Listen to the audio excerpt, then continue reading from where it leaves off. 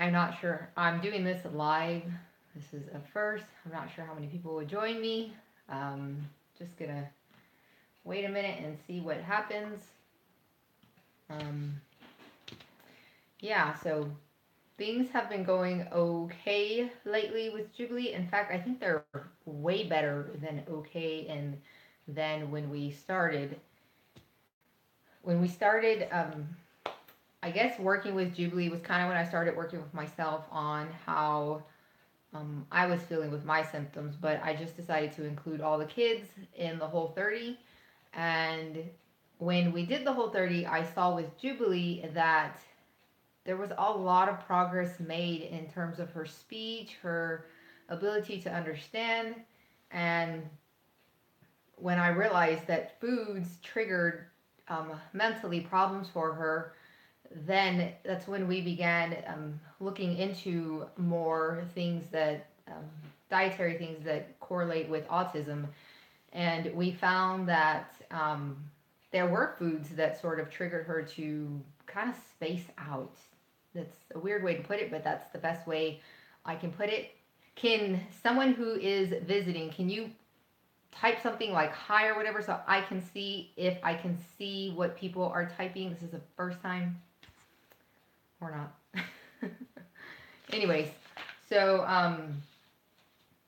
yeah, I decided to work with a doctor named Dr. Jana in California. So we're in Texas. She's in California, and that's how we're doing things. It's over the phone, and I tell her the symptoms of Jubilee, and she gives me her advice on what she thinks is best. And so I'm just going to tell you the things that we gave to Jubilee, the types of medications that she suggested. And the first one was methyl combo. The second one was Oregon grape, and then sunshine heroes probiotic power, sunshine heroes omega-3 DHA, and silver shield. And we use these, and I decided because some of them had sugar in them that I wanted to completely eliminate sugar from her diet. And so I switched over to a different probiotic, and there is the DHA we still give her. It has like 1 gram of sugar, I think, or something. I'm not too happy with that, and I do plan on looking for something else that's sugar free. But this is what the doctor recommended, and I am following it. Sort of. I'm sort of starting to go off on my own because I'm seeing what's working and what's not working. And so far, we have been able to actually reintroduce foods that we had taken away. So Julie was on a strict diet. She couldn't have any grains, any dairy, or any sugar, and that meant no fruits. Um, Obviously, no breads or anything. We did give her some. Uh, we started giving her things back. So I've been able to give her black beans, oatmeal, and I've kind of gleaned from the Trim Healthy Mama book to give her things that didn't raise her sugar, and she's been able to tolerate those things. But I do know if I would give her wheat, she wouldn't do so well, so I don't give her those things. We have also given her raw milk. We were purchasing raw milk, and just because we were in the earlier stages with her, I decided not to give it to her.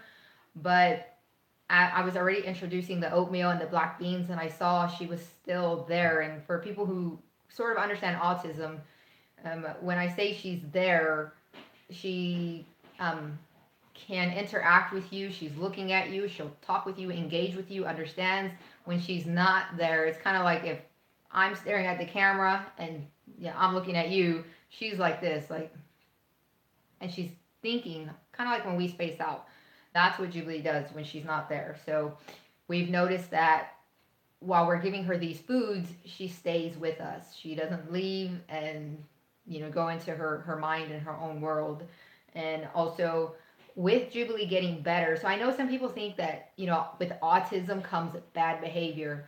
However, I do believe when a child who has autism is having a good day, they can still have bad behavior because they have a personality. And so Jubilee has her own personality, and sometimes she misbehaves. And I don't put that with the food, because if she stays with me, I know she's making a choice to disobey or do whatever it is she's doing, and she understands what she's doing, versus when she's not there, if I tell her to do something or she knows she's not supposed to do something, she kind of has this look like, huh? Like, what are you talking about? And so I know, when something's working, something's not working. And so for right now, Jubilee's doing great. In fact, she's communicating a lot more, and her speech isn't as great as in terms of being able to understand her so much. But through going through what I went through with Jedediah recently with the tongue tie, we discovered Jubilee has a tongue tie, and so we have a referral to see a specialist to get her tongue tie clipped. And so I am going to be making an appointment and taking her to the doctor and seeing what they recommend. Because when Jubilee sticks out her tongue, it literally only comes out this far. I mean, that's as far as it goes. And when she was in the hospital for the first couple of months, she couldn't eat. She couldn't suck. She couldn't, all the milk would just come out and it would literally be on her chest and in her neck. And when she went home from the hospital, the doctor said she just needed to be removing 4 ounces of milk from the bottle. She didn't have to ingest it. It just needed to come out. And I really believe like half of it was just all over her. And so we switched bottles. We just tried to find a bottle that would work for her where she could get a seal around her mouth, and we eventually found one. And I'm kind of a little disappointed that we're only finding out about it. She's already going to be 6. And when she was an infant, she was in the hospital. She had specialists come look at her and try to determine, why she couldn't eat, why she couldn't suck, or, whatever it was. And they didn't find that she had a tongue tie. They wanted to put a GI tube in her, and I was really praying that they wouldn't, and thank goodness they didn't. So she just, we ended up buying those really big nipple even flow bottles, and she was able to keep her lips around that and actually eat all the milk and not just spill it everywhere when she was an infant. And so now, Jubilee, since she's understanding more, she understands she can't have certain foods. And when we go places, I'm so proud of her. She tells people, no, I can't eat that. And so she doesn't take it. And they're like, oh, I didn't know. But I'm so proud of her. And then when we go places and we buy special foods, she understands she can't have them. And sometimes she's sad. And other times she knows she's going to get something. So she's excited. But maybe she'll have to wait till we get home or to the store, wherever it is, or whatever we're doing.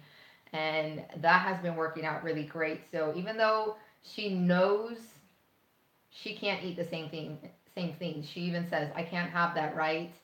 To kind of point it out and to remind herself and remind me, and then also to remind me that Jubilee needs something else. And that's kind of how we've been doing things and juggling things. And I have to be a little bit innovative and create things and try and figure out how I'm going to do stuff so that she doesn't feel left out.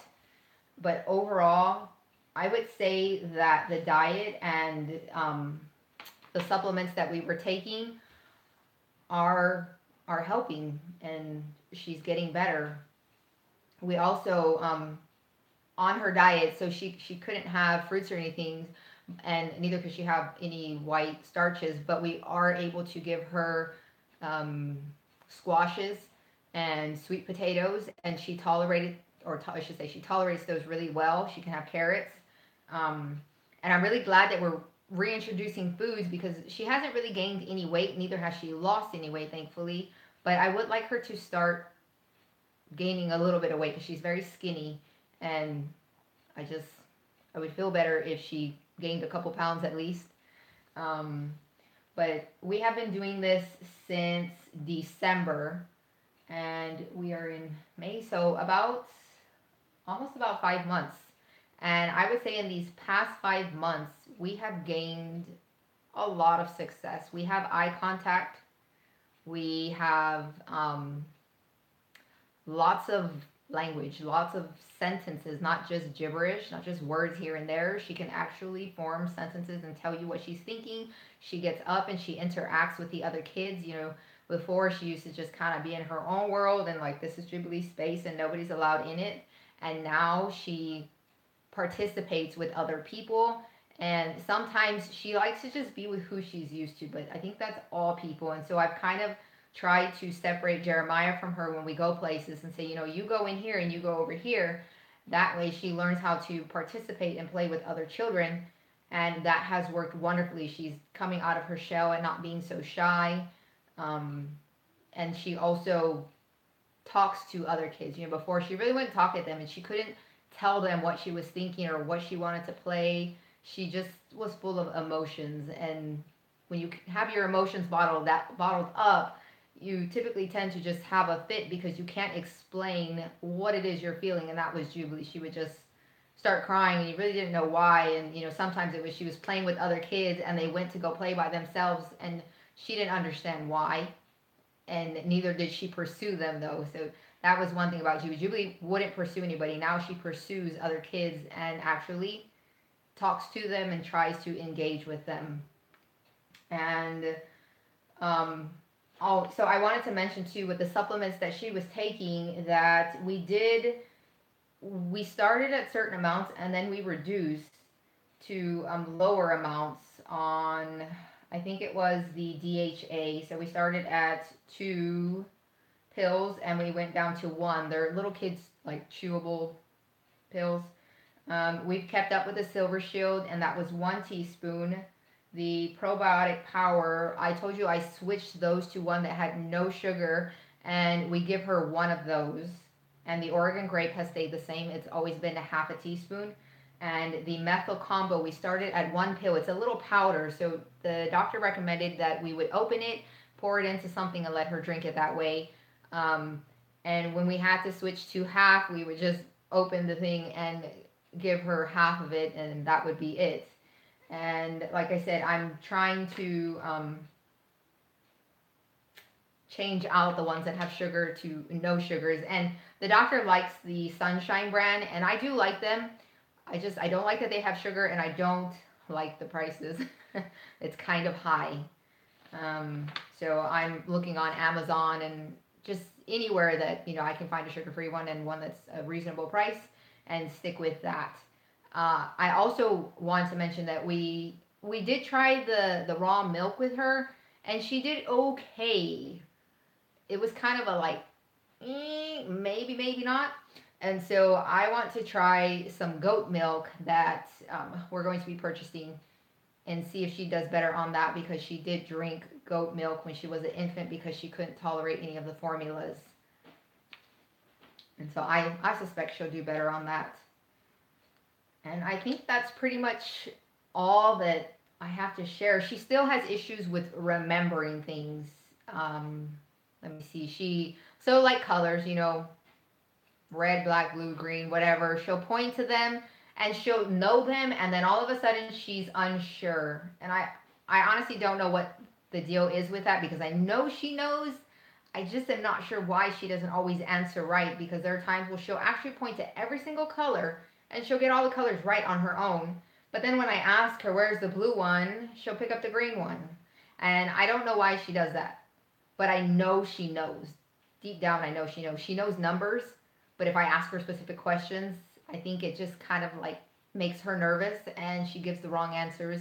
But if you show her a chart or something and she's doing her own thing, she can count the numbers and she can point to the numbers that are right and that are wrong.